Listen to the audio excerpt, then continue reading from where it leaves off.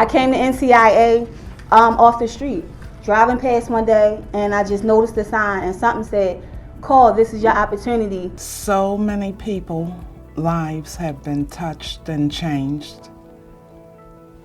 Not just individuals, staff as well. Just from coming through the doors of NCIA. Fortunately, I knew someone who worked at, who was an associate of mine, who worked at NCIA, and I told him, I said, hey, you know what? I'm tired of doing this type of work that I'm doing. I would love to, to work in the field to help someone who's less fortunate than I am. And he told me where to go.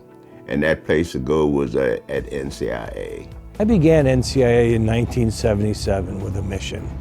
And our mission was to help those less fortunate in our society. And for the past 41 years, we've done that. And I want you to know that we're here for you next week, next month, and next year. I've been working with her for a little time. Actually, next month will be 20 years that I've been with her.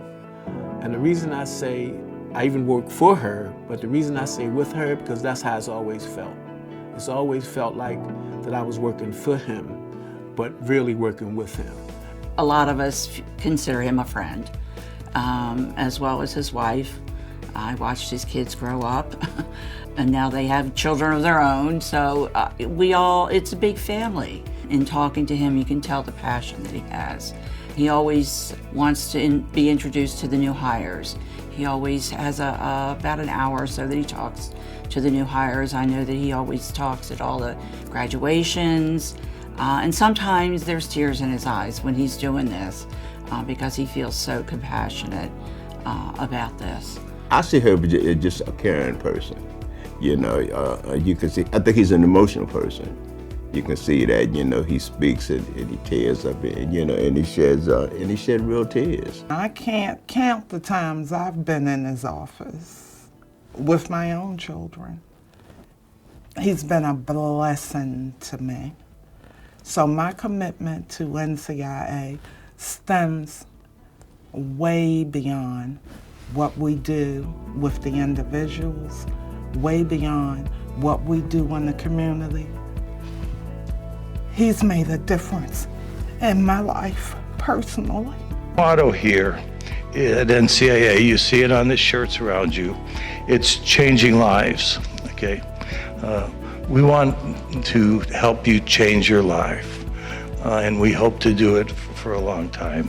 So Godspeed and best of luck, and go get them. Thank you. Now, ashamedly, a country that rivals the Soviet Union in the amount of prisoners incarcerated. And so we've been working for years in trying to find alternatives, and electronic monitoring, fortunately, and the technology of electronic monitoring is wonderful to use as alternatives. We've had laws on the books in every state for the past decade that have set those ages, and those laws have been working fairly well. Although they differ from state to state, don't they? That's correct. But over the last year, we waived 18,000 juveniles in this country into adult court with no appreciable decrease in the juvenile crime rate. And I don't know why we would propose the same policy if we're looking purely at helping the juvenile justice or criminal justice system function better. Sir, your organization, the National Center on Institutions and Alternatives, I co-founded with Jerry Miller in 1977. And we've worked for 20 years at both a program level and a policy level to try to create effective and rational alternative sentences. As Judge Weinstein said, nobody is against the concept of sentencing guidelines. What we're complaining about and what we're looking at, what's abhorrent, has been the application of those guidelines. And for me, really just coming into a corporate structure, that was my first experience, that the guy that's leading the entire company is so accessible. I've met his family, I know his wife. I consider her a friend. I'm an employee for her, but I do also consider him a friend. Human being is a social creature. And when you socially interact with people, when you see people that have been successful, in many instances, you want to become successful. When you expose, you inspire, because people are interacting. Commitment, sacrifice, love. I think that's going to be his legacy.